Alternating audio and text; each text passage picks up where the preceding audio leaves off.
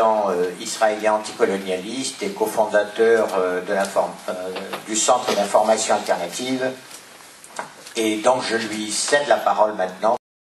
Gaza, pour l'immense majorité des Israéliens, pour l'Israélien ou l'Israélienne moyen, n'est pas un lieu, un territoire, petit territoire qui se trouve sur la mer Méditerranée, au sud des villes de Ashdod et de Ashkelon. Gaza n'est pas non plus une population d'1,5 million d'hommes, de femmes, d'enfants, de vieillards, de malades et de gens en bonne santé, d'intelligents et de stupides, de gens modérés ou de extrémistes. Gaza c'est pas une société, ni un espace, un lieu, ni une société. Gaza, c'est une chose. C'est une entité. Une entité d'ailleurs définie par le gouvernement israélien il y a quelques années comme une entité terroriste. Lorsqu'on définit un espace habité par 1,5 million de personnes comme une entité terroriste, on déclare, et Bernard en a parlé, toute cette population comme une entité terroriste. Il n'y a plus une population. Il y a une méga bombe qui s'appelle Gaza.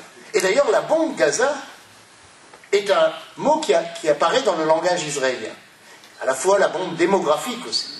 Gaza, tous les fantasmes racisme et colonialistes d'Israël apparaissent sur Gaza.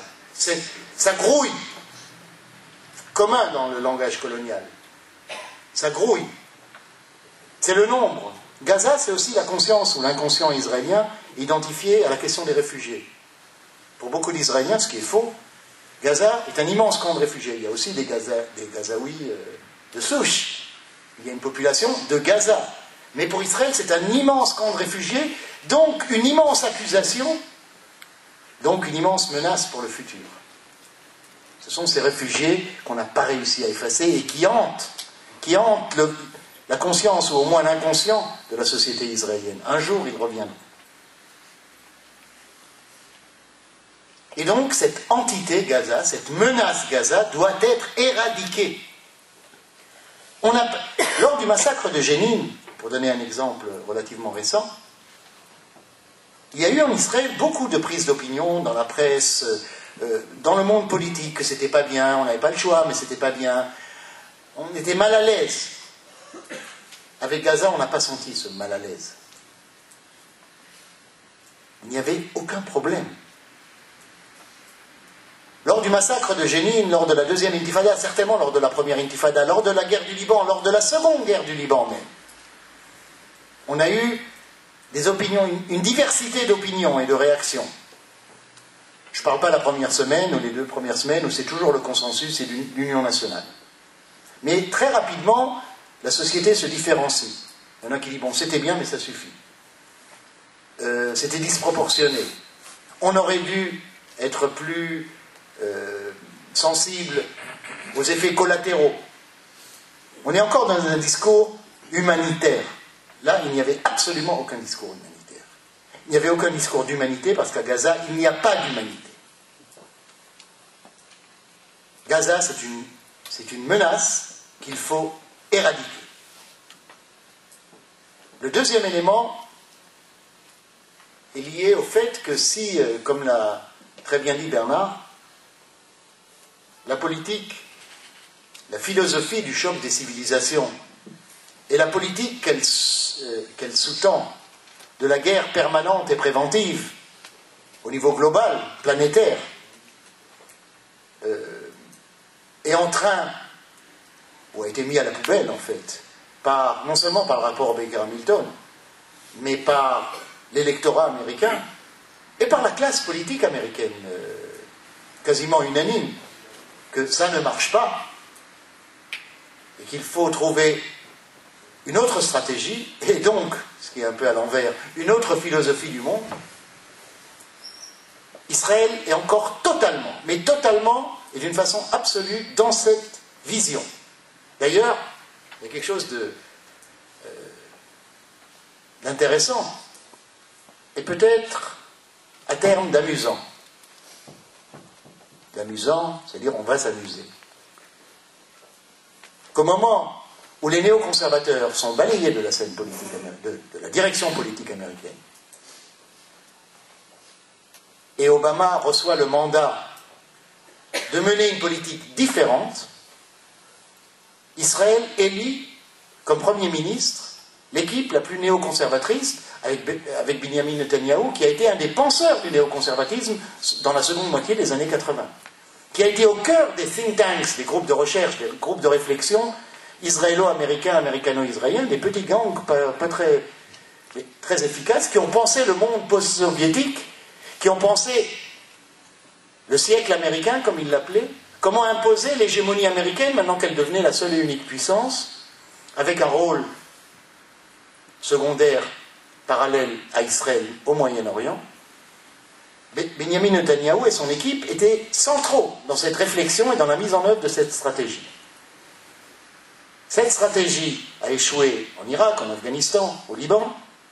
Cette stratégie touche à sa fin aux États-Unis, alors qu'en Israël, elle vient de recevoir, de triompher électoralement et de venir au pouvoir. Ce qui est lourd de tension, à mon avis, et ça va tirailler là, entre les deux capitales, les téléphones. Ce ne sera plus l'époque où entre George W. Bush et les différents premiers ministres israéliens, on n'a même pas besoin de se parler. C'était un clin d'œil suffisait. On se comprenait avant même de parler. On était dans une symbiose totale. On n'est plus du tout dans la symbiose. On risque d'être, on aura la chance de voir, des relations à la fois amicales et tendues. Le couple Tel Aviv-Washington va passer des moments difficiles. Ça reste un couple. Il n'y a aucun divorce qui s'annonce à l'horizon, mais il y aura des tensions. Le trio Netanyahou, Lieberman, et n'oublions pas le pire, Ehud Barak, face à l'équipe Obama, ça ne marchera pas. Autour du mur de calcul, d'un monde, selon la vision néoconservatrice, où d'un côté il y a le monde civilisé, que l'on appelle, il faut le dire, sans hésitation, c'est les mots qu'ils utilisent, ces idéologues néoconservateurs, judéo-chrétiennes, ça c'est la civilisation, ça c'est le monde réel, et de l'autre côté du mur, les sauvages, les barbares. Et entre les deux, il ne peut y avoir qu'une guerre permanente et préventive. Avant même que les barbares ne fassent mal, il faut tenter de les éradiquer parce qu'ils ne sont pas un ennemi, une menace. Entre ennemi et une menace, il y a une grande différence d'un point de vue de la stratégie politique.